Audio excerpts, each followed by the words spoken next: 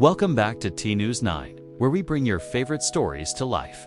Today, we're diving back into the heart of love is reborn with Chapter 22, titled Letting Her Guard Down. After that intense night we talked about last time, something definitely shifted between Emily and Jack. It wasn't something Emily announced with a grand gesture, and it wasn't a sudden, dramatic change. No, this was something quieter, more profound. But Jack, Jack felt it. He noticed the little things. Her replies to his texts started coming in faster, almost instantly. When they spoke on the phone, her voice seemed to have lost its sharp edge, replaced by a softer, warmer tone.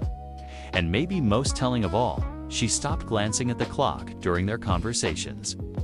Time with him was no longer something to be endured or escaped. One evening, a real breakthrough happened. Emily invited Jack in. Now hold on, it wasn't for a romantic dinner, it was just for tea. A simple, humble cup of tea. But it was a huge step. They sat at opposite ends of the couch, a visible buffer zone still between them. They were careful, aware of the fragile ground they were on.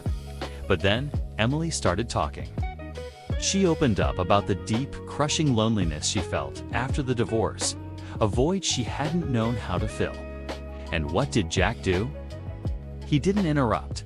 He didn't offer cheap solutions or try to fix her pain. He just listened. He truly, genuinely listened, giving her the space she needed to finally voice her feelings. When she finished, a quiet settled between them. Emily looked at him, her eyes searching his. "You never listened like this before," she said, her voice barely a whisper.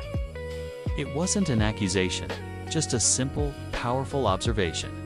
Jack could only nod. "I know," he admitted. There was no defense, only acceptance. Then, Emily did something small but significant. She leaned back against the couch cushions, her body relaxing.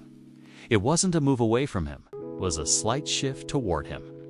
A tiny, almost imperceptible closing of the distance. This wasn't forgiveness, not yet. The wounds were still too deep for that, but it was something just as important. It was permission. Permission to try. Permission to hope. Permission for something new to begin.